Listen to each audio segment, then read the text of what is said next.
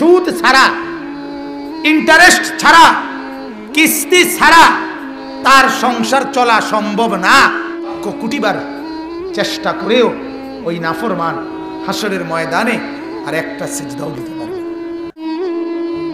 এএসটিভি, সে মুসলিম, ইসলামের পথে এসো। রবিবার, সোমবার, মঙ্গলবার, বুধবার, বৃহস্পতিবার আর নামাজ পড়েন না, এক ওয়াক্ত সেজদা দেন না, এরকম ডাকাত আছে না?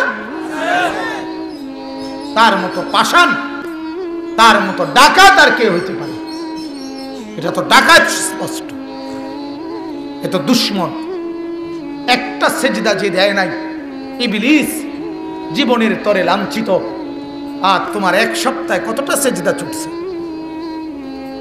কোরআনুল কারীমের মধ্যে আছে ভাইয়া, আল্লাহ পাক হাসরের ময়দানে সমস্ত নাফরমানকে, যাদের সেজদা ছুটে গেছে, সেজদার সংখ্যা গুণে আল্লাহ পাক সংখ্যা বলবে, বান্দা তোর কাছে আমি এতটা সেজদা পাই, এই সেজদাগুলো এখন দিন। ওয়ায়ুদআউনা ইলা সুজুদ, কোরআনের আয়াত। আল্লাহ বলেন তাকে ডাকা হবে, এখন দিন, তোর কাছে আমি 1 লক্ষ সেজদা পাই, তুই দে। কোরআনে আছে, আল্লাহ বলেন লক্ষ কোটিবার চেষ্টা করেও ওই নাফরমান হাসরের ময়দানে আর একটা সিজদাও দিতে পারবে লা ইস্তাতিউন, পারবে না। কোমর আর বাঁকা হবে না, হাঁটু আর বাঁকা হবে না, কোনুই আর ভাঙবে না, সব স্টিল হয়ে একবার অ্যাটাচড হয়ে যাবে। হ্যাঁ, বুঝছেন নি ভাইয়া? কোরআনের আয়াত। আমি গল্প বলি না, আপনারা জানেন। কথা বোঝেন নাই? ফালতু কথা, গল্প বলা, তামসা করা, হাসি ঠাট্টা করা, মজাক করা আমার এটা তবিয়ত না। কারণ এই কথাগুলোর মুখাতাব আমিও, আপনি, মানে এই কথাগুলোর সম্বোধন আমাকেও আপনাকেও, ঠিক কি না বলেন? যে কথাগুলো আপনাদেরকে শোনাচ্ছি, আমি বাদ দিয়ে তো কথা বলেন না, আমি বাদ দিয়ে না, না আমিও আপনি, মূলত আমরা সবাই শ্রোতা। বলনেওয়ালা তো মুহাম্মদুর রাসূলুল্লাহ সাল্লাল্লাহু আলাইহি ওয়াসাল্লাম, বলনেওয়ালা তো আল্লাহ। আমরা তাদের পক্ষ থেকে ফেরিওয়ালা। কিওয়ালা?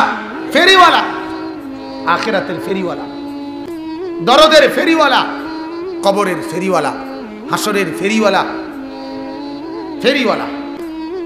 এজন্য এই প্রথম আয়াত বললাম, সমস্ত নেক আমল কেন নামাজ ছুটবে?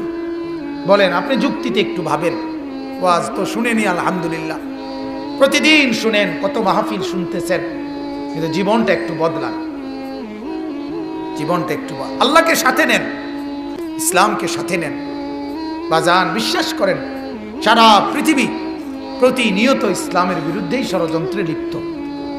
সবার চেষ্টা ইসলাম যেন এই পৃথিবী থেকে নিশ্চিহ্ন হয়ে যায়। কারণ ইসলাম যদি নিশ্চিহ্ন হয়, তাইলে পৃথিবীতে কুফরি, নাচানাচি, ফালাফালি, অস্থিরতা, বেহায়াপনা আরো বাড়বে, ঠিক না? শয়তানের লাভ। আজকে আমি অনেক সময় বলছি, আল্লাহ রসুলের হাদিস শুনেন, আল্লাহ নবী সাল্লাল্লাহু আলাইহি সাল্লাম বলেন, ইয়াকুম ওয়াল হাসাদ, সাবধান আমার উম্মত, হিংসা করা থেকে বেঁচে থাকবা। ফা ইন্নাল হাসাদা ইয়াকুলুল হাসানাত কামা তাকুলুন নারু আল হাতাব। আল্লাহর নবী বলেন, হিংসা তোমার আমলকে এভাবে খেয়ে ফেলবে, শেষ করে ফেলবে, তোমার সমস্ত নেকিকে খেয়ে ফেলবে, যেরকম শুকনা লাকড়ির মাঝে আগুন লাগাইলে ওই আগুন যেমন সমস্ত লাকড়িকে পুড়াইয়া ফেলে, হিংসা তোমার আমলকে এভাবে পুড়াইয়া ফেলে। তাহলে আপনি তো বুঝেনও নাই, কথা বোঝেন নাই আপনি, আমি তো বুঝিও নাই যে আমার সব শেষ, আমার যে পুঁজি নাই। এজন্য নিজের ঈমান, এটা বড় নিয়ামত। আজ আমাদের মধ্যে তো ঈমানের চর্চাই নাই। আহা, মুসলমান বছরের পর বছর বিশ্বাস করে, এটা বিশ্বাস করে সরাসরি যে সুদ ছাড়া, ইন্টারেস্ট ছাড়া, কিস্তি ছাড়া তার সংসার চলা সম্ভব না।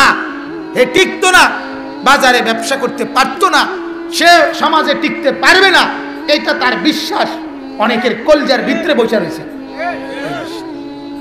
হে ডাইরেক্ট বলবে, আপনি জিজ্ঞাসা করেন যে হুজুর এই ছাড়া আমার আর উপায় নাই, তার মানে কি? তার কলিজার মধ্যে এটা বুঝে রয়েছে।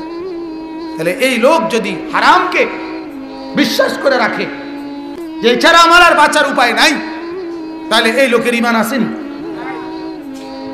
তুমি হাসরের ময়দানে তো দেখবা ফাঁকা, হাসরের ময়দানে তো দেখবা ফাঁকা বাবা। এর জন্য বহুত খেয়াল করা দরকার। সুদে টাকা নিয়ে ছেলেটাকে আমি প্রায় বলি বিদেশ পাঠালেন, আর আপনি মনে মনে বললেন, মুখে মুখে বললেন, আমি না দিলে, আমি ব্যবস্থা না করলে আমার ফুতে চলবো কেমনে? আহা, কি বুঝাইলেন, কি বুঝাইলেন?